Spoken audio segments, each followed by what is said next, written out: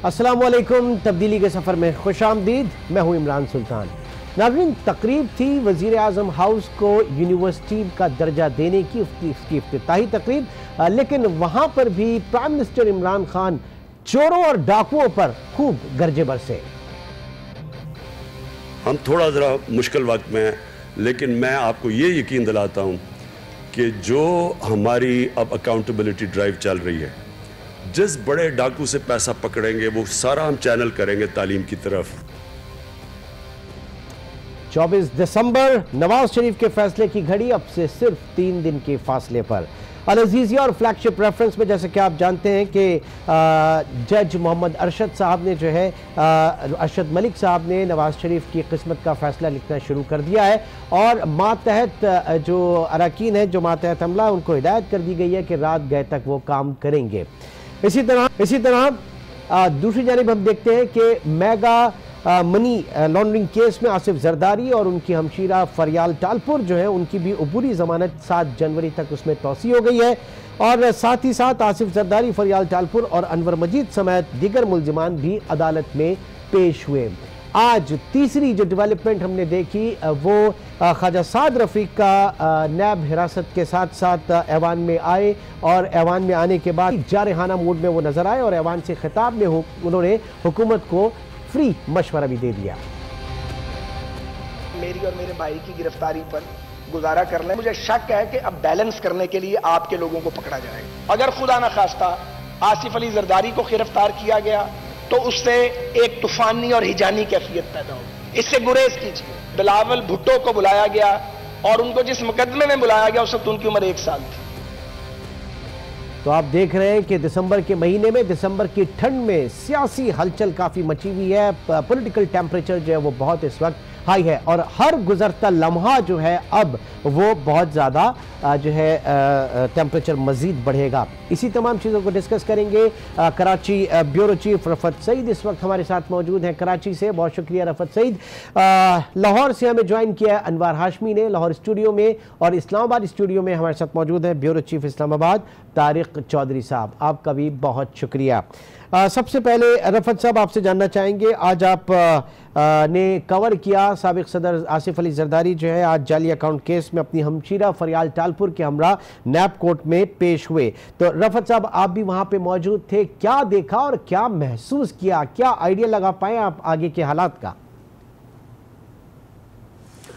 देखें, आज की पेशी पर जब साबिक सदर आसिफ अली जरदारी वहाँ आए तो तकरीबन कमोबेश वही सारे मनाजिर थे जो माजी में देखने में आया करते थे जब आसिफ जरदारी गिरफ़्तार हुए थे साबका दौरे हुकूमत में। जिस तरह वो कोर्ट में आया करते थे और सख्त सिक्योरिटी में वो आते ही हैं, और मेरे ख्याल में आज कार्रवाई जो अंदाज़ा तासुर ये मिल रहा था जैसे कि वो आज गिरफ़्तार हो जाएंगे, लेकिन ऐसा तासुर था नहीं, क्योंकि जब वो अदालत में आए तो उसी वक्त ये अंदाज़ा हो गया था। गो के उनके कारकुन बड़ी तादाद में थे जो नारेबाजी कर रहे थे, माहौल को गरमा रहे थे, सारे रहनुमा भी साथ साथ मौजूद थे। लेकिन इसके साथ साथ जिन लोगों से हमारी बात हुई और अंदाज़ा यही हुआ कि पीपल्स पार्टी ने अब अपने कार्ड खेलना शुरू कर दिए हैं। लेकिन इसमें सबसे एक तशवीशनाक बात जो सामने आई वो ये थी कि पहली मरतबा वज़ीर आला सिंध मुराद अली शाह का नाम भी इस GIT में आ रहा है, उनका जिक्र आ रहा है, बार बार अनवर मजीद वाले मामले के साथ आ रहा है। तो इससे ये तासुर नुमाया हो रहा है और आम सियासी हलकों में भी ये बात हो रही है, और तहरीक इंसाफ वाले तो कोई बात वैसे भी छुपा नहीं सकते हैं, तो वो उसका बरमला इजहार भी करते हैं। और अब उनके रहनुमाओं ने कहना भी शुरू कर दिया है कि सिंध में भी वो हुकूमत बना लेंगे, और गालिबन शायद उनको कहीं से ये तासुर मिला हो या उनको ऐसी चीज़ें बताई गई हों कि यहाँ सिंध में भी कोई ऐसी टूट फूट हो सकती है। और फिर तहरीक इंसाफ का फोकस भी यही है कि वो सिंध की जानिब देख रही है। पहले मरहले में बल्दियाती इंतखाबात, उसके बाद वो सिंध में अपनी हुकूमत बनती हुई देख रहे हैं। उनके रहनुमा बरमला इस बात का एतराफ़ करते हैं और कहते भी हैं। और तो ये GIT में क्या होने जा रहा है, GIT में क्या होने जा रहा है, नैब किसको पकड़ने जा रहा है, ये तमाम मामला जो है अगर ज़ाहिर के इदारे करें तो उनको सूट भी करता है, वहां के तर्जुमान कोई बात करें तो सूट भी करता है। ये हुकूमती कैंप से अगर ये आवाजें आए तो फिर ये तो एक डिस्ट्रस्ट वाली बात है। देखिए, एहतसाब से किसी को ना इनकार है ना कोई उसका मुखालिफ है, लेकिन जब उस एहतसाब में इस तरह की बातें आती हैं तो चीज़ें मुतनाज़ा हो जाती हैं। और यही वजह है कि इस सारे मामले में शोर ज़्यादा हो रहा है, हिज़्ब इख्तिलाफ यकजा होने के करीब जा रही है और आहिस्ता आहिस्ता दोनों के मरासिम बढ़ते हुए नज़र आ रहे हैं। और आने वाले दिनों में आप देखिएगा कि यकीनन आसिफ अली जरदारी की और मियां नवाज शरीफ की मुलाकात भी मुमकिन हो सकती है और जिसके वाज़े इशारे मिल रहे हैं। इसके साथ साथ जो है अब मोहतरमा बेनज़ीर भुट्टो की जिस बरसी आ रही है, यकीनन उस पर उनका जो खिताब होगा वो खासा अहम होगा और ये उसमें वो अब बहुत जाहराना मूड में आसिफ अली जरदारी नज़र आते हैं। गो के कोर्ट में उन्होंने आज बात नहीं की मीडिया से, लेकिन जितनी भी उनका आज इजलास हुआ है बिलावल हाउस में, उसमें भी तकरीबन यही बातें तय पाई हैं कि कारकुनान से तजदीद अहद वफा हो सकता है फिर। जी बिल्कुल हो रहा है और तमाम पुराने कारकुनान भी नजर आए और सारे रहनुमा, और सिर्फ एक ताकत का आज मुजाहरा भी था और यह बताना था कि पीपल्स पार्टी जो है वो मुजाहिमत करेगी। तारिक चौधरी साहब, पीपल्स पार्टी मुजाहिमत करेगी, आप ये फरमाइएगा अल अजीजिया रेफरेंस और फ्लैगशिप रेफरेंस केसेस का फैसला ज़ाहिर है कि 24 दिसंबर इंतहाई अहम तारीख। नून लीग इस वक्त कहां पर खड़ी है और क्या मुमकिना हिकमत अमली आप उनकी देख रहे हैं? क्योंकि एक सिग्नल पीपल्स पार्टी की तरफ से है कि इस तरह के अगर कोई बात हुई तो फिर अवामी रद्दुमल के लिए पार्टी जो है वो अपने लोगों को तैयार कर रही है। क्या नून लीग भी ऐसा कुछ कर पाएगी? मेरा ख्याल है कि जो बड़ी दो सियासी अपोजिशन जमातें हैं, तारिक चौधरी साहब, उनके मेरा ख्याल है कि अपोजिशन की दो जो बड़ी सियासी जमातें हैं, पीपल्स पार्टी, मुस्लिम लीग, नून, उनके जो राब्ते हैं, उनकी जो कुर्बतें हैं, मेरी तवक्को से जल्दी ज़्यादा बढ़ रही हैं। यानी कुर्बतें बढ़ रही हैं, कुर्बतें ज़्यादा बढ़ रही हैं। वजह उसकी ये है कि मामला जो हैं यकदम बहुत तेज़ी से चल पड़े हैं। अब ये जो 24 सितंबर की तारीख है, जिस तरह आज आसिफ जरदारी साहब के बारे में अगरचे मेरा ख्याल में गिरफ्तारी का कोई इम्कान नहीं था, एक तारीख थी और उस तारीख जो है उसको आगे एक्सटेंड कर दिया गया, लेकिन इसके बावजूद पीपल्स पार्टी ने ज़ाहिर यकजहती किया अपने शरीक चेयरमैन के साथ। इसी तरह 24 दिसंबर को मुस्लिम लीग नून भरपूर जो है उनके MNAs, उनके सेनेटर, उनके MPAs और उनकी पार्टी के जो सरगर्म लोग हैं, उन्होंने भरपूर तरीके से वहाँ अपनी प्रेजेंस शो करने का फैसला किया है। तो जमातें जो है अपने अपनी ताकत जो है मजतमा कर रही हैं। फिर जिस तरह से गुज़श्ता 2-3 दिन के अंदर पार्लियामेंट के अंदर बड़ी मुलाकातें हुई हैं, गहरी मुलाकातें हुई हैं, लंबी मुलाकातें हुई हैं, और खुर्शीद शाह हों या हसन इकबाल हों, शहबाज शरीफ हों या जो दीगर जितने अहम रहनुमा हैं, उनके दरमियान कुछ बातें ऑन रिकॉर्ड हुई हैं, कुछ बातें ऑफ द रिकॉर्ड हुई हैं और बहुत सी चीज़ें तय हुई हैं। और ये दोनों जमातें बड़े ज़ोर शोर से एक दूसरे को सपोर्ट कर रही हैं। ख्वाजा साद रफीक की तकरीर आज पीपल्स पार्टी के हक में बड़ी मानी खेज है, और पिछले दिनों में जब शहबाज शरीफ साहब को PAC का चेयरमैन नहीं बनाया जा रहा था तो पीपल्स पार्टी ने जिस तरह गैर मशरूत हमायत की, वो भी बड़ी मानी खेज है। मेरा यह ख्याल है कि आसिफ जरदारी हों या नवाज शरीफ हों, दोनों के हवाले से 24 को कोई ना कोई डेवलपमेंट होनी है, जाहिर है। एक तो आपको याद है कि ये जो सील्ड रिपोर्ट आई है JIT की, उसके बारे में अगरचे कुछ चीज़ें लीक हुई हैं, लीक की गई और कुछ पॉइंट सामने आए कि इतने 100 सफ़ात हैं और इतने 100 शख्सियात हैं और इतने 100 या इतने हज़ारों अकाउंट हैं, तो वो चीज़ें तो लीक की गई हैं, लेकिन वो सील्ड रिपोर्ट है, वो भी हमारी इतलात है कि 24 को शायद खुलेंगी। तो हो सकता है कि 24 का दिन इस्लामाबाद में बड़ा एक गर्म जो है और एक बड़ा मुतहर्रक दिन हो। एक तरफ नैब कोर्ट एक फैसला करने जा रही हो, एक तरफ वो रिपोर्ट अगर खुली तो पता चलेगा कौन किस हद तक इन्वॉल्व है। लेकिन मेरा ये ख्याल है कि अगर कोई वाक़तन सियासी सोच की हामिल हुकूमत हुई तो आसिफ जरदारी को कम से कम जो है वो बेनज़ीर भुट्टो साहबा की बरसी से पहले गिरफ्तार नहीं करेगी या इसकी नौबत नहीं आएगी। ज़ाहिर है इसका मतलब ये होगा कि बहुत ज़्यादा चार्ज कर दिया जाए एक सूबे पॉलिटिकल माइलेज दे दिया जाए, की पार्टी को पॉलिटिकल माइलेज दे दिया जाए। लेकिन जहां तक दूसरा ताल्लुक है वो जाहिर है उसके बारे में हम तबसरा नहीं कर सकते। एक नैब की कोर्ट है, उसने फैसला देना है, वो जब फैसला आएगा फिर हम तबसरा कर सकेंगे। लेकिन मेरा यह ख्याल है कि अगले 15-20 दिनों में बड़ी तेजी से कुर्बतें बढ़ेंगी और जितनी कुर्बतें हम आज देख रहे हैं इससे बहुत ज्यादा लेवल आगे बढ़ जाएगा, क्योंकि प्रोवोकेशन जो है वो बहुत ज्यादा है हुक्मरान जमात की तरफ से। जो हॉक्स हैं हुक्मरान जमात में, अदारों ने हिसाब करना है, FIA ने करना है, नैब ने करना है, एंटी करप्शन ने करना है। रफत कह रहे थे, ठीक कह रहे थे कि कोई ऐसा जी होश नहीं होगा जो एहतसाब की मुखालफत करेगा, लेकिन एहतसाब अदारों को करने दिया जाए। अगर वज़रा किसी भी जमात के, किसी भी हुकूमत के, अगर किसी एक मुकदमे के या किसी एक तफ्तीश के बारे में पहले से इंडिकेट करना शुरू कर दें और फिर कुछ दिनों बाद वो इंडिकेशन दुरुस्त साबित हो, फिर लोग ये कहने पे मजबूर हो जाते हैं, वो जमातें कहने पे मजबूर हो जाती हैं कि हुकूमत और वो जो तफ्तीशी इदारे हैं, तहकीकी इदारे हैं, उनके दरमियान कहीं ना कहीं राब्ता है, जो कि नहीं होना चाहिए था। उसी नैब के, उसी इदारे के, उसकी मुमकिन है बहुत अच्छी नहीं, तो फिर ऐसे में शहजाद अकबर साहब की जो मुमकिन मुलाकात है तहकीकी इदारों से, उसके ऊपर बड़ा सवाल उठ रहा है। शहरी रहमान जो है आज उन्होंने बड़ा, उनका बयान आया, बड़ा तहफ़्फ़ुज़ात का इजहार किया उन्होंने। मैं वही है कि अगर बहुत अच्छा केस भी होगा, बिल्कुल ठीक भी चल रहा होगा, लेकिन अगर इस तरह की इतलात आएँ, ज़ाहिर है उन्होंने तरदीद कर दी इफ्तिखार दुरानी साहब ने, उन्होंने कहा कि ऐसी कोई मुलाकात नहीं हुई, ऐसी कोई बात नहीं हुई। लेकिन इसके बावजूद ये इस एक वाक़े को छोड़ दें, बहुत से वाक़यात ऐसे हैं, बहुत से ऐसे इंडिकेशंस हैं कि जहां आकर शकूक व शुबात पैदा होते हैं। जिस तरह से शहबाज शरीफ साहब जब बाहर आए थे पहली दफ़ा नैब की कस्टडी से प्रोडक्शन आर्डर पे, जो उन्होंने तकरीर की थी, वो आप याद करें कि उन्होंने क्या क्या बातें की। आज फिर वो कह रहे थे सादर फीक साहब कि मुझे पूछा गया कि आप अलीम खां के बारे में कुछ बताएं, तो उन्होंने कहा कि मैं कोई आपका इन्फॉर्मर नहीं हूँ। जब इस तरह की बातें मंजर आम पे आएंगी तो फिर लोगों में शकूक शबाब तो बढ़ते हैं, लेकिन सियासी जमातें उसको फिर इस्तेमाल भी कर सकती हैं। अगर इस तरह का मौका ना दिया जाए तो ज्यादा बेहतर होगा। अनवार हाशमी साहब, सियासत बड़ी जालिम चीज होती है, बड़ी जालिम चीज है सियासत, और सियासत नाम ही इम्कानात का है। क्या मियां नवाज शरीफ साहब के लिए बड़ा आसान होगा ये भूल जाना कि सेनेट के इलेक्शन में क्या हुआ, चेयरमैन सेनेट के इंतखाब के वक्त पीपल्स पार्टी का क्या रवैया था, और फिर मुत्तफिका वजीर आजम के नाम के हवाले से जो ताउन उन्होंने तलब किया था, वहां क्या हुआ? ये सिर्फ इस वक्त हम देख रहे हैं कि एक चेयरमैन APC के पर जो है ये एक साथ हमें ऑपोजिशन नजर आई। तो क्या मियां साहब के लिए आसान होगा वो सारे रवैये भुला देना? देखिए, मरता क्या ना करता के मसदाक ये जो बातें हो रही हैं और जिस हलचल की आप बात कर रहे हैं, यकीनन हम पूरी कौम को, हमें आदत ही नहीं थी कि इस तरह के हाथ डाले जाएंगे और इस तरह के पॉलिटिकल नेक्सेस को जो है वो पकड़ा जाएगा और बाकायदा सजाएं दी जाएंगी। इवन के परवेज़ मुशर्रफ भी ये सजाएं नहीं दे पाए थे। जब सजाएं दी तो बैरूनी दबाव में आके मुलजमान को छोड़ना पड़ा और जलावतनी पे भी भेजना पड़ा। तो बेसिकली तो हलचल इस तरीके से नज़र आ रही है।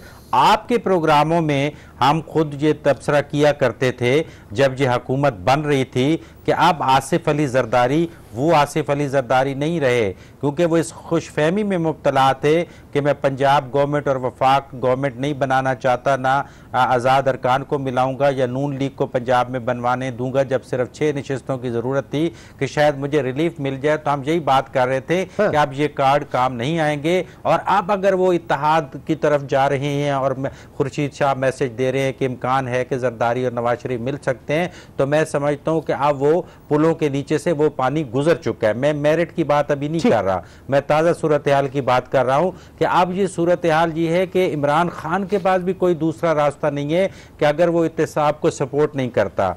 और तीसरी बात, जब हम बात करते हैं कि जनाब अभी केसेस नहीं आए तो वो गवर्नमेंट के वज़रा ये बयान क्यों दे रहे हैं, तो अब ये नहीं हो सकता कि दुश्मन कहे कि मुझे मारो सही लेकिन गली में शोर न मचाओ। दुश्मन तो मारेगा और शोर भी बचाएगा और मोहल्ले वालों को भी बताएगा कि ये हम इसको पकड़ रहे हैं। तो इसलिए सियासतदानों से या सियासी मुखालफिन से तो तवक्को ना रखी जाए।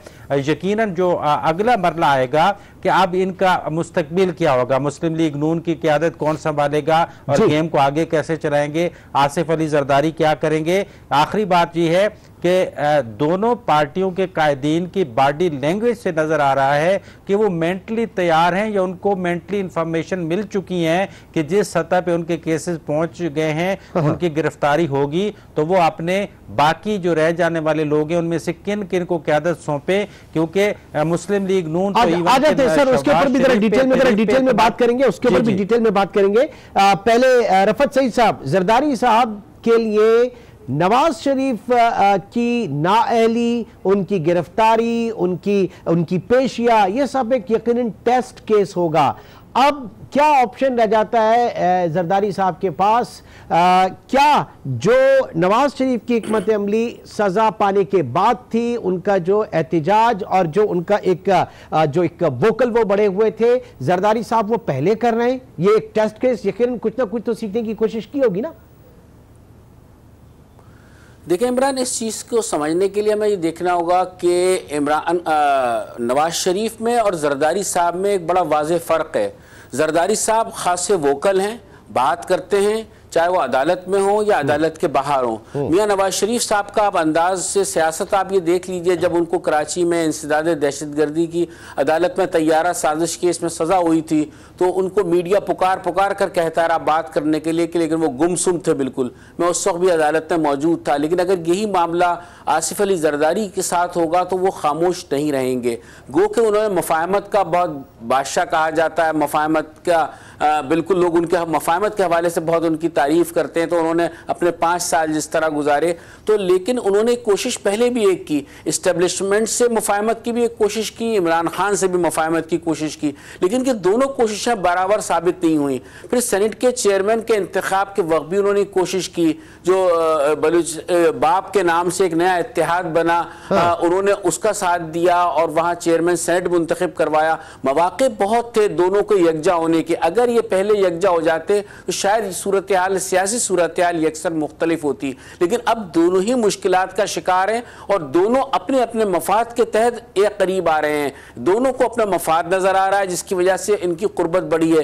कोई एक दूसरे से हमदर्दी दोनों में से किसी को भी नहीं है, लेकिन इस वक्त दोनों का मिलना जो है वो इनके मफाद में है। लिहाजा इस वक्त ये फैसला हुआ है और बज़ाहिर अभी यह फैसला सामने आया भी नहीं है। जिस तरह तारीख भी ये बात बता रहे थे कि अंदरून खाना बहुत सारी बातें तय पाई हैं और इस मरतबा माजी से सबक हासिल करते हुए कुछ चीज़ों को राज में ही रखा गया है और उन राजों से वो लोग वाकिफ हैं जो इन मुज़ाकरात को कामयाब बनाने के लिए सरगर्म है। फिर मौलाना फजलुर रहमान का एक बड़ा अहम किरदार है इस सारे मामले में, वो भी आज से एक्टिव हो गए तो उनका बटन भी ऑन हो चुका है। तो मेरे ख्याल में सब मिलाकर जो पिक्चर बनेगी वो 27 के बाद ही बनेगी और 24 के बाद, 24 के बाद मियां नवाज शरीफ की और 27 के बाद साबिक़ सदर आसिफ अली जरदारी की। लेकिन जहनी तौर से नजर ये आता है कि पीपल्स पार्टी ये जहन बना चुकी है कि आसिफ अली जरदारी अगर गिरफ्तार हो जाते हैं तो उन्हें क्या करना है। ये तमाम चीजें वो तय कर चुके हैं कि किस तरीके से तहरीक चलाएंगे, किस तरह लोग। अब ये एक अलग सवाल है कि आया लोग उनके साथ आते हैं या नहीं आते। यही मेरा सवाल है। अब यही सवाल है, ये यहाँ पे सवाल बनता है। लेकिन इमरान, एक बात और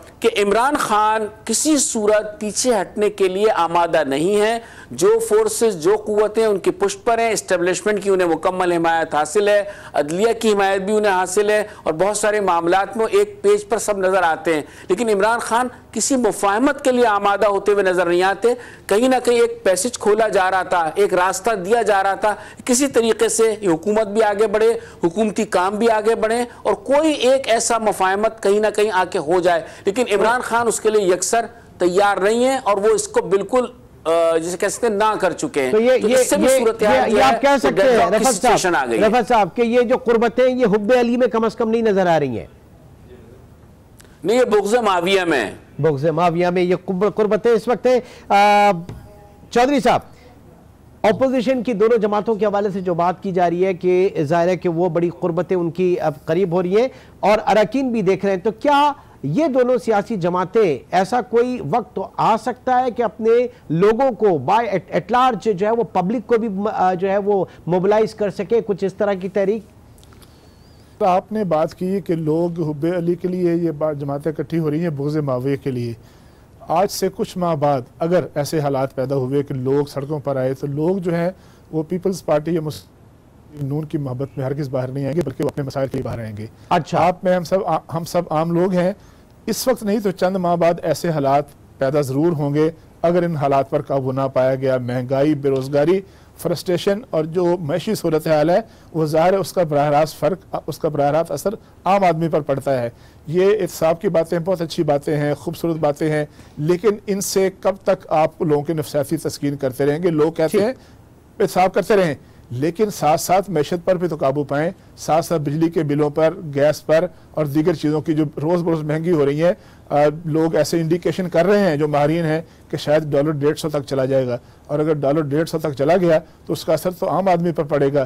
तो ऐसे हालात पैदा होते जाएंगे जिनको अपोजिशन एक्सप्लॉइट कर सकती है, जिनको अपोजिशन इस्तेमाल कर सकती है। ज़ाहिर है लोगों को एक डायरेक्शन चाहिए होती है, लोगों को एक आगे लगने वाली कोई एलिमेंट चाहिए होता है। अगर ऐसे जारी रहा और तवज्जो जो है हुकूमत की वो और तरफ रही, इन चीज़ों की तरफ ना रही। इस वक्त हर बंदा, हर समझदार आदमी कह रहा है कि इस वक्त पाकिस्तान को इस्तेहकाम चाहिए, इस वक्त पाकिस्तान को एक ऐसा ठंडा माहौल चाहिए जिसमें हुक्मरान जो हैं, फैसला साज जो हैं, वो सोच समझ कर, यकसू होकर कॉन्सेंट्रेशन के साथ ये जो चैलेंजेस हैं उनका सामना कर सकें।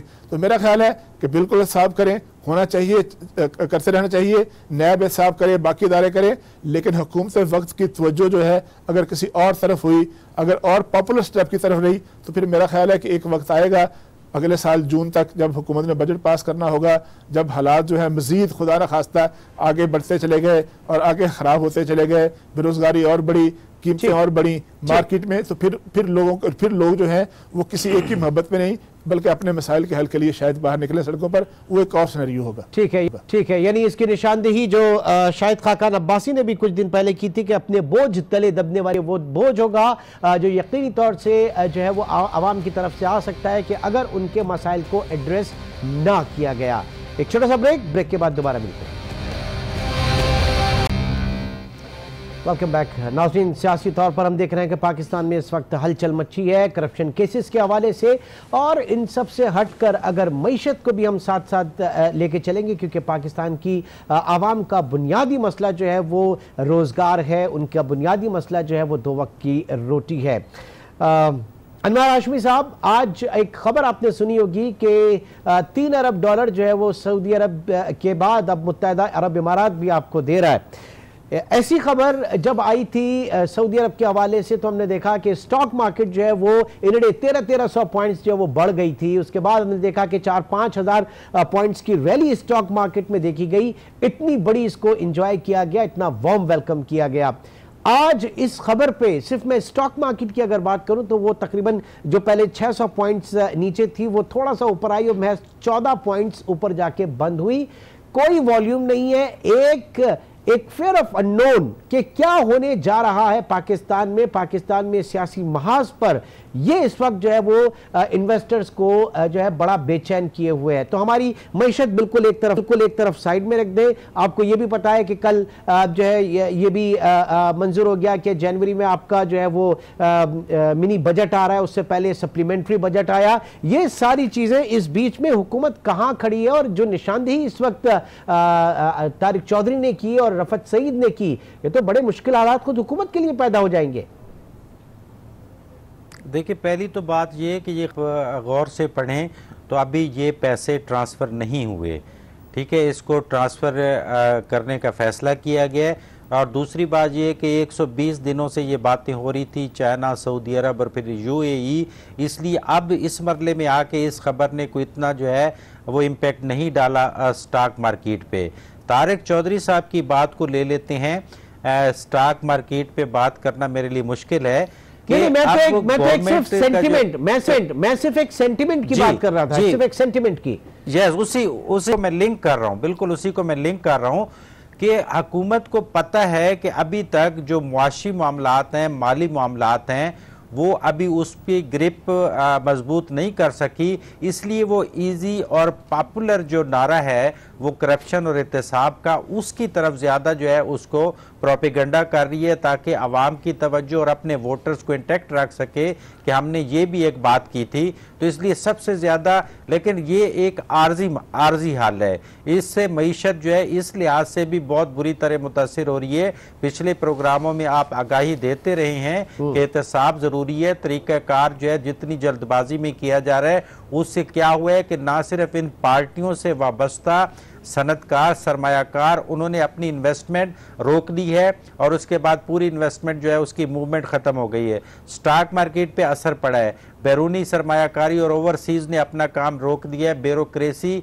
और बाकी इंडस्ट्रियलिस्ट जो है वो भी बहुत मुतात हो गए हैं। तो ये सबको समझ आ रही है, तो सिर्फ हुकूमत को समझ नहीं आ रही कि ये यकीनन एहतसाब ज़रूरी है, लेकिन इसके मईशत पे किस तरीके से असर हो रहा है, यकीनन असर हो रहा है। हाँ। इसी वजह से तारिक चौधरी साहब कह रहे थे कि शायद सियासी जमातों की खातिर तो लोग ना निकलें, लेकिन 6 महीने के बाद जो हालत होने लगी है, मैं आपको कंफर्म बता रहा हूँ कि हर बंदे का महीने का बजट जो है वो 35% बढ़ गया है, 35% ज़्यादा खर्चा करना पड़ रहा है और उसके बाद आमदनी हो नहीं रही। ये एक ऐसी बुनियाद बनेगी जून के बजट के करीब कि उसके बाद हुकूमत को पता चल जाएगा कि लोग एहतसाब भूल जाएंगे। तो उनको साथ साथ जनवरी में भी मिनी बजट है, जनवरी में मिनी बजट है जी, जी बिल्कुल मिनी बजट है। हाँ। क्योंकि जो बात हो रही है ना कि सियासत, आखिरी बात कि सियासतदान निकलेंगे, देखो सियासतदानों के कारकुन तो तब निकलेंगे कि अगर मेरिट पे फर्ज करो कि नैब की एक अपील पड़ी हुई है पिछले नवाज शरीफ के फैसले के खिलाफ,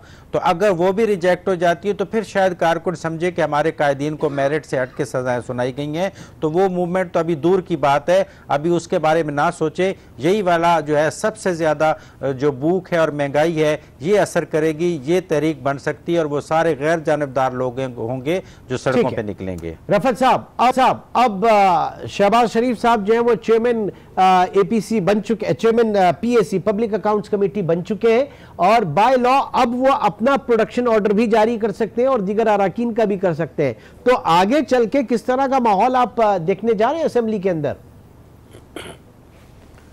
देखिए सारे काम तो वो तब करेंगे जब असेंबली आगे चलेगी, काम होगा, कानून साजी होगी। बात वो सही है तारीख की कि हकीकी अवामी मसाइल पर तवज्जो नहीं है। जब तहरीक इंसाफ की हुकूमत बनी थी तो तवक्को अवाम को यही थी कि बहुत बेहतर गवर्नेंस होगी, बहुत सारे मसाइल हल होंगे, कराची की किस्मत बदल जाएगी, लूट मार का सिलसिला बंद हो जाएगा। आप ये देखें कराची में MQM बड़ी भारी अक्सरियत से जीता करती थी, लेकिन वो मैंडेट भी तहरीक इंसाफ के हिस्से में आया तो लोगों ने समझा कि काम, लेकिन कोई चीज़ नहीं हो रही है, हर चीज़ अपनी जगह रुकी हुई है, कोई काम नहीं हो रहा है। आप उलझे में आसिफ जरदारी, नवाज शरीफ, हर वक्त तस्करा, ये आप टेलीविजन चैनल खोल लें, अखबारात देख लें कि आसिफ जरदारी का केस, नवाज शरीफ का केस, वो गिरफ्तार होंगे नहीं होंगे। आम आदमी को इससे फिलहाल सरोकार नहीं है। वो जिसने अपने माली मसाइल से दो चार है, जो जितना वो गिरफ्त में आ चुका है इस महंगाई की, मेरे ख्याल में उसको बयान नहीं किया जा सकता। बेरोजगारी सबको, सब जितने भी बैठे हुए हैं सब उस चीज से वाकिफ हैं कि जिस तरीके से बेरोजगारी बढ़ रही है और आपके अखराजात दुगने हो चुके हैं, कहां से पूरा करेंगे, कहां से लाएंगे वो पैसा? जो बच्चों की तालीम है, सेहत है, समझा ये जा रहा था कि जब तहरीक इंसाफ बरसर इख्तिदार आ जाएगी तो इलाज, मुआवजा, तालीम, ये सब चीज़ों में बेहतरी आएगी, लेकिन कुछ भी नहीं हुआ। तो अभी तक हम इसी में उलझे में, आज भी सारा दिन आसिफ जरदारी गिरफ्तार होंगे नहीं होंगे, कल से बल्कि शुरू हो गया था कि और कोई चीज़ ना सिंध असेंबली में ये काम हो रहा है कानून साजी के हवाले से, ना कौमी असेंबली में ये काम हो रहा है, सेनेट में ये काम नहीं हो रहा, तो फिर कब होगा? ये सारी चीज़ें कब होंगी? क्या करेंगे हम लोग? तारिक चौधरी साहब, सिस्टम जब तक नहीं चलेगा कोई काम नहीं होगा। असेंबली में आप सिर्फ फिर यही देखे जाएंगे, ऑर्डर्स, प्रोडक्शन ऑर्डर्स ही जारी हुआ करेंगे, इसी तरह का माहौल रहेगा फिर? तारिक चौधरी साहब, अभी आपने कहा कि शहबाज शरीफ साहब जो कि चेयरमैन बन गए हैं PSC के, तो अपना प्रोडक्शन ऑर्डर खुद जारी कर सकते हैं या मेंबर का, तो मैं थोड़ा सा डिसएग्री करूंगा। अच्छा, प्रोडक्शन ऑर्डर जो है वो सिर्फ स्पीकर ही जारी कर सकते हैं किसी भी ऐसे रुकन का जिसको दौराने असेंबली या अपने किसी इजलास के लिए लाना हो, तो उसके लिए वो सिर्फ अगर वो कैद में हो या हिरासत में हो, अच्छा, तो वो स्पीकर ही कर सकते हैं या चेयरमैन सेनेट ही कर सकते हैं। ठीक है, अच्छा, वो आपने तस्दीक की, वरना मीडिया में कुछ बातें चल रही थी, तो अच्छा वो आपने तस्दीक कर दी इसकी। ठीक, मेरा ख्याल है कि ऐसा नहीं है, स्पीकर के पास इख्तियार होता है। अब वो महावरतन चल रही थी, तंजिया गुफ्तगू हुई थी एक टीवी चैनल पर। जी, अच्छा, जी। असल देखिए, कौमी असम्बली जो है या सेनेट ऑफ पाकिस्तान है या सूबाई असम्बली है, उसका काम क्या है? उसका काम यह है कि पाकिस्तान के अवाम या अपने सूबे के लिए, अवाम के लिए लेजिस्लेशन करना।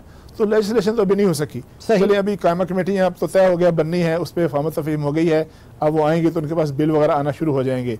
लेकिन बुनियादी चीज़ ये है कि असम्बली जो है वो अवाम के मसाइल हल करे। अब जिस तरह की इतलात हम मेरे तक आ रही हैं, अनवार उसकी करेंगे तस्हीह, उसकी कंफर्मेशन कर सकते हैं।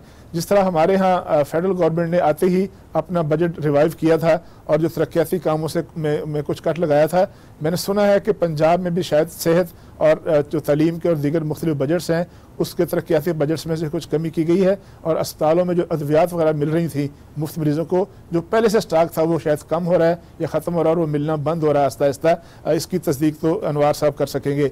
अवाम को तवक्को तो ये थी कि उनको जो कुछ आज मेरे पास है आने वाले दिन में शायद उसमें कुछ इजाफा हो जाए ताकि मेरे मसाइल में कमी आए, लेकिन अब मुझे लग यूँ रहा है हर आदमी को, हर आदमी को उसके पास जो कुछ है उसमें कमी हो रही है और आने वाले दिनों में शायद ऐसा वक्त भी आ सकता है कि एक बड़ी तादाद लोगों की बेरोजगारी की तरफ बढ़ जाएगी। अब जिस तरह कहते हैं जी कि हम यूनिवर्सिटियां खोलेंगे, बहुत अच्छी बात है, जिस शहर में एक यूनिवर्सिटी है वहाँ 10 यूनिवर्सिटियां खुलनी चाहिए, प्राइम हाउस में भी खोल दें।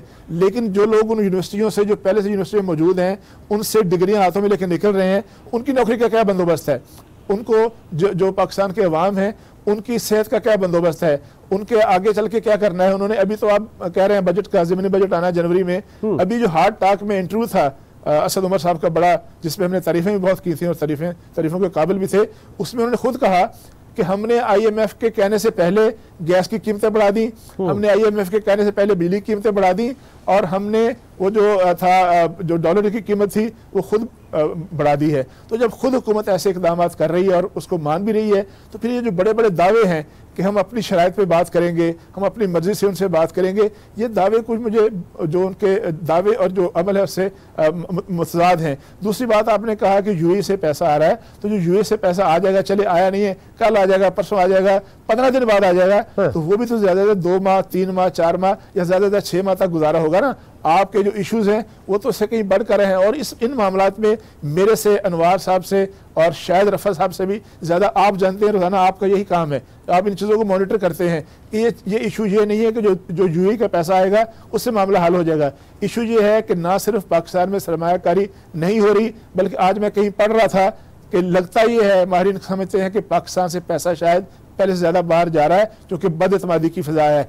इस बदएतमादी की फिजा को दूर करना होगा, वरना जो डोमेस्टिक सरमायाकार है, बाहर तो बहुत बड़ी बात है कि बाहर से आएगा, डोमेस्टिक या तो सरमाया अपना, वो कहते हैं कि अपनी मुट्ठी बंद कर लेगा, या फिर ये सरमाया कहीं ना कहीं बाहर चला जाएगा। ठीक है अनवार हाशमी साहब, अब इस मोड़ पे जब जाहिर है कि पीपल्स पार्टी और नून लीग दोनों की आला क़यादत जो है वो मुश्किलात में घिरी है, पीपल्स पार्टी को अगर फोकस करते हैं तो बिलावल भुट्टो जरदारी अब तक पीपल्स पार्टी को एक नई शनाख्त, कैसी नई शनाख्त दे पाए? और इनके इस मंजरनामे से आप अगर फरियाल टालपुर साहबा को हटाते हैं, जरदारी साहब को हटाते हैं, तो एक पॉलिटिकल कैरियर की स्पेस होगी। जरदारी बिलावल भुट्टो जो है वो पार्टी को एक मजबूत सोच में आगे लेके चल पाएंगे? कितना स्पेस होगा उनके पास? देखिए, इसमें कोई शक नहीं है कि जो सीनियर लोग हैं या सीनियर वोटर्स हैं, जो जानते हैं उस नस्ल को कि जो जुल्फ़िकार अली भुट्टो और बेनज़ीर भुट्टो शहीद के साथ वो राब्ते में रहे थे और उनको जानते थे, तो वो तो उस वोट को लेके इस सतह तक ले आए हैं कि आपको सिंध गवर्नमेंट एक दफ़ा फिर मिल गई है। अब जो करोड़ों की तादाद में नया वोटर है वो बिलावल की शख्सियत को नहीं जानता।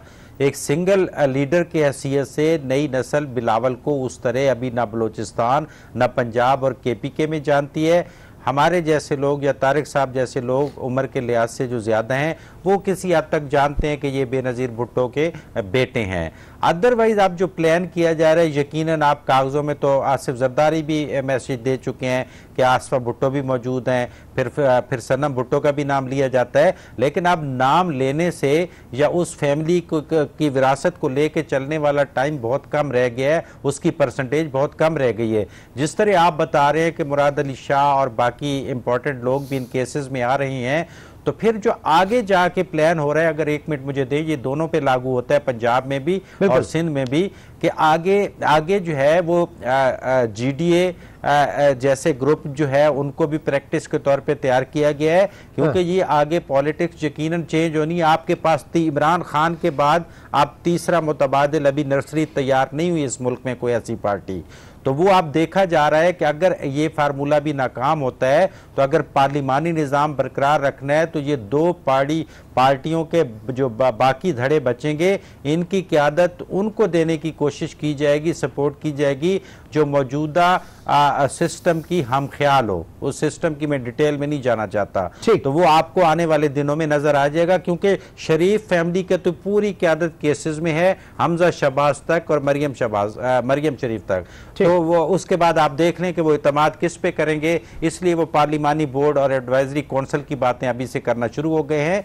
तो मैं समझता हूँ कि ये 6 महीने बहुत इंपॉर्टेंट है, उसके बाद आपको कई नए सेटअप नजर आएंगे। तारिक चौधरी साहब, पंजाब में या नून लीग में मियां दे नारे वजेंगे का फैक्टर अब रह पाएगा या नहीं? 2 बातें हैं अर्ज करूं। एक तो जो मियां दे नारे वजन की बात है कि आज की तारीख तक जब हम बैठे हैं तो मुस्लिम लीग नून के अंदर एक कोशिश भी हुई है मरकज़ में भी और सूबे में भी फॉरवर्ड ब्लॉक बनाने की, और ये पाकिस्तान की जमहूरियत की मजबूती है मेरे ख्याल में। शायद बाकी दोस्त इससे एग्री ना करें कि अभी तक उस तरह की कोशिश कामयाब नहीं हुई। मुमकिन है थोड़े अरसे बाद हो जाए। अभी तक मुस्लिम लीग नून की या शरीफ फैमिली की ग्रिप अपनी जमात पर मजबूत है, और अभी तक भी उनकी पॉपुलैरिटी जो है वो नहीं टूटी। मरियम की पॉपुलैरिटी बिल्कुल नहीं टूटी। वो अगरचे खामोश हैं, मैदान में नहीं हैं, लेकिन मुमकिन एक वक्त आए कि उनको बाहर निकलना पड़े। तो अभी तक तो जो है वो क़यादत की तब्दीली जेलों में ज़रूर चली जाएगी, लेकिन तब्दीली क़यादत वही रहेगी। दूसरी बात यह है कि इस वक्त सबसे ज़्यादा अगर किसी जमात के अंदर पोटेंशियल है लीडरशिप के अंदर, तो वो मैं कहूँगा कि बिलावल के अंदर है और पीपल्स पार्टी के अंदर है। एक छोटी सी बात यह है कि इस वक्त आसिफ जरदारी साहब, इमरान खान साहब बहुत पॉपुलर हैं। सब की उम्र जो है वो 68 साल के करीब, 67 साल के करीब या 70 साल के करीब है। कितना अरसा जो है वो लीडरशिप का जो बोझ है वो ये हजरात उठा के चलेंगे। अल्टीमेटली जो सियासत है उसने यंगर जनरेशन को मुंतकिल होना है। वो ज़रूरी नहीं है कि उसी ख़ानदानों की हो, किसी नए शख्स की भी हो सकती है। आज तो नहीं है। सबसे इस वक्त जो है ज़्यादा चांस जो है लोगों में जाने का और अपने आप को मनवाने का चांस भी है, अपॉर्चुनिटी भी है और इम्तिहान भी है, वो बिलावल भुट्टो का है। जब बिलावल भुट्टो ने 2018 के इंतखाबात में आखिरी चंद दिनों में एक बड़ी तेज़ मुहिम चलाई थी, हुआ था इस्लामाबाद से और वो पंजाब तक गए थे, तो वो बड़ा अच्छा रिस्पॉन्स मिला था। बहुत गैर मामूली नहीं था, अच्छा रिस्पॉन्स था।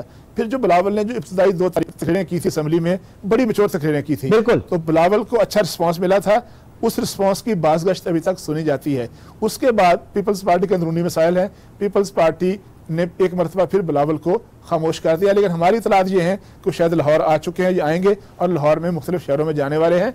बिलावल भुट्टो के पास रिलेटिवली जो है और पीपल्स पार्टी के पास, एक तो पीपल्स पार्टी के पास एडवांटेज ये है कि उनके एक सूबे में हुकूमत है, मुस्लिम लीग नून के पास वो एडवांटेज नहीं है। दूसरा ये है कि उनके पास एक यंगर लीडरशिप मौजूद है, मुस्लिम लीग नून के पास मौजूद नहीं है। तो मेरा ख्याल है कि उनके पास ये फायदा है, एडवांटेज है। हाँ, देखना यह है कि उससे फायदा उठा पाते हैं या नहीं, और बिलावल को कैश करा पाते हैं या नहीं, ये एक अलग बात है। ठीक, रफत साहब आपका क्या तज्जिया होगा? फुल फ्लेज ड्राइविंग सीट पे बिलावल भुट्टो और पीपल्स नून लीग कैंप में भी, जरा दोनों के हवाले से जानना चाहूंगा।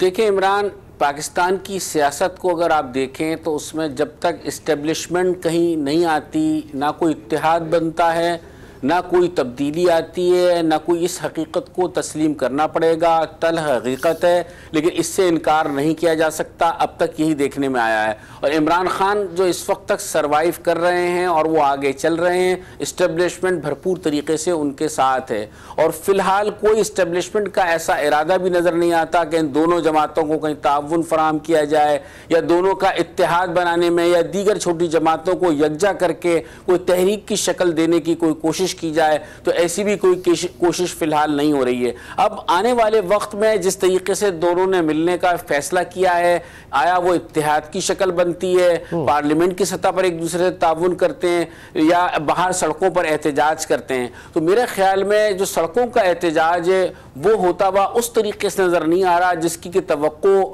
फिलहाल ये जमातें कर रही हैं या ऐसी सोच पाई जाती है। फिलहाल बतदरीज ये एहतजाज या किया जाएगा, चाहे वो पार्लियामेंट की हद तक हो, कभी बाइकाट की सूरत में, कभी लोगों से एहतजाज की सूरत में पार्लियामेंट की सतह पर, लेकिन कोई बड़ा एहतजाज होने फिलहाल नहीं जा रहा। अगर बड़ा एहतजाज अगर हुआ या होगा भी तो वो हकीकी अवामी मसाइल पर ही कोई ऐसी स्पार्क करेगी, कोई ऐसी चीज़ जिससे कि ये सब यकजा हो जाएंगे और लोग उस पर खड़े हो सकते हैं। तो ये एक बहुत तो पार्लियामेंट के अंदर आपको अगर जो चीज़ नजर आ रही है फिर वही कि कानून साजी में फर्दर डिले, आपके बाइकॉट्स वगैरह, ये सारी चीजें एक प्रेशर जो है हुकूमत के ऊपर नजर आ रहा है। बिल्कुल ये चीज़ें इसी तरीके से चलती रहेंगी, कभी एहतजाज कभी नरम गरम, क्योंकि तहरीक इंसाफ ने भी अपना एक ऐसा फेस भी रखा है, जिस तरह के अली मोहम्मद खान है, इस तरह के लोग हैं, बात करते हैं। स्पीकर जो इस वक्त हैं असद कैसर, उनका रोल जो सामने आया उसको हिज़्ब इख्तिलाफ अप्रिशिएट भी करती है। तो इस तरह के 2 4 5 चेहरे हैं जो बातचीत भी करते हैं और इन्हीं के जरिए बातचीत का सिलसिला जारी है। लेकिन जो मेजर मामला है, जो मेजर चीज़ें हैं जिसपे कि जो इनके मुकदमात हैं, उस जानिब रुजू करने के लिए या उन्हें कोई फेवर देने के लिए खुद वज़ीर आज़म तैयार नहीं है। और उनकी कोर टीम में जो लोग मौजूद हैं, जो उनकी एक ऐसी टीम मौजूद है जो कि सख्त बयानात देने के लिए रखी गई है, तो मेरे ख्याल में उनकी तरफ से भी कोई ऐसी मुफाहमत की बात नहीं आती है। लेकिन तहरीक इंसाफ ने एक मुफाहमत वाली टीम रखी हुई है जो कि बातचीत भी करती है पीपल्स पार्टी से भी और मुस्लिम लीग नून से। तारिक चौधरी साहब, ये जो बात हुई थी पिछले दिनों कि इनकेस अगर प्रॉब्लम होती है पॉलिसी साजी में, लेजिस्लेशन में, तो प्रेसिडेंशियल ऑर्डिनेंस के जरिए जो है वो लेकर आया जाएगा। वो तो मेरे ख्याल से उसके ऊपर काफी बात हो चुकी है, ऐसा मुमकिन नहीं आएगा, नजर आएगा। उसकी तो बड़ी मुखालफत की गई है भरपूर। नहीं, वो ज़ाहिर है उसकी मुखालफत होगी, लेकिन वो भी आर्जी तरीके से, आर्जी तौर पर कॉन्स्टिट्यूशनल तरीका ही होता है कि अगर कौमी असम्बली सेशन में ना हो और आपको कोई नागज़ीर किस्म की कानून साजी करनी पड़े और आपको कोई ऐसा फैसला करने पड़े, तो वो 120 दिन के लिए तो हो सकता है, लेकिन ज़्यादा मुस्तकिल तरीके से नहीं हो सकता, क्योंकि हुकूमत जो है वो फेडरल गवर्नमेंट जो है इस वक्त उसके पास स्ट्रेंथ बहुत कम है, बहुत करीब है, बहुत फ़र्क, बहुत मार्जिन बहुत नैरो है। हम ऐसी बाज़गश्त सुन रहे हैं, कंफर्म नहीं है, लेकिन हो सकता है आने वाले दिनों में कहीं ना कहीं, मैं नाम नहीं ले रहा कहाँ से, किसी सूबे में, मरकज़ के किसी ईवान में किसी न किसी के खिलाफ, स्पीकर के खिलाफ, किसी चेयरमैन के खिलाफ, किसी चीफ मिनिस्टर के खिलाफ, वो कामयाब हो ना हो, लेकिन कोई ना कोई वोट ऑफ नो कॉन्फिडेंस की बात चल रही है, कहीं ना कहीं हो सकती है। वो एक एफर्ट होगी, एक ऐसी कोई एक फ्रस्ट्रेटेड एफर्ट हो सकती है खबरें लगवाने के लिए, माहौल गर्म करने के लिए। ठीक है, स्ट्रेंथ हर जगह मौजूद है। ये जरूरी नहीं है कि अदम एतमाद की तहरीकें कामयाब हों, लेकिन चूंकि अदम एतमाद की तहरीक करने के लिए उतने वोट चाहिए होते हैं जितने कि आपको एक इजलास रिक्वेजिशन के लिए करना होता है। तो इस तरह की बातें अपोजिशन के हलकों में कहीं ना कहीं बिहाइंड द सीन्स ज़ेर बहस हैं, और ऐसे ही एक बड़ा इवेंट बनाने के लिए इस तरह की कोई कोशिश हो सकती है। तो हुकूमत को जो है, मैं बार बार कहता हूँ, पहले भी कहा था कि मुफाहमत है, और मुफाहमत ये नहीं कि आप अपने असूल पर कंप्रोमाइज कर लें, लेकिन आपको माहौल ठंडा रखना हुकूमत के फायदे में होता है, हुकूमत के एडवांटेज में जाता है, और कन्फ्रंटेशन जो है वो हमेशा हुकूमतों के खसारे में जाती है, हुकूमतों के नुकसान में जाती है। अनवार हाशमी साहब, साद रफीक साहब आज असेंबली में थे, बड़ा उनका जारहाना अंदाज था और उन्होंने कहा कि कहीं ऐसा ना हो कि स्कोर बराबर करने के लिए पीटीआई के अरकान की गिरफ्तारियां भी शुरू हो जाएं। किस जानिब इशारा था उनका, क्या मशवरा दिया है उन्होंने? देखिए, साद रफीक इंतहाई ज़ीरक सियासतदान है। उन्होंने एक बड़ा खूबसूरत कार्ड खेला है। ज़ाहिर एक कैंपेन चल रही है कि नैब के कवानीन चेंज किए जाएं और नैब पे अपोजिशन जो है उसको कंट्रोल में लाए। तो उन्होंने दो इशारे दिए हैं। एक, इमरान खान के करीबी साथी इलीम खान को अलर्ट किया है कि देखें जी, नैब वाले आपके बारे में भी मेरे से पूछना चाह रहे थे, लेकिन मैंने उनको कुछ नहीं बताया। ये एक अलर्ट किया गया। दूसरा, उन्होंने बताया कि बैलेंस करने के लिए पीटीआई के रहनुमाओं को भी गिरफ्तार किया जा सकता है। तो इसका मतलब है कि पीटीआई के लोग भी अलर्ट हो जाएं कि ये बारी आपकी भी आ रही है, ताकि वो भी नैब के कवानीन चेंज करने के लिए जो अपोजिशन चाह रही है वो भी थोड़े से इसमें तामन करे। ये जेन्युइन ये कार्ड साद रफीक ने सिर्फ इस बुनियाद पे खेला है।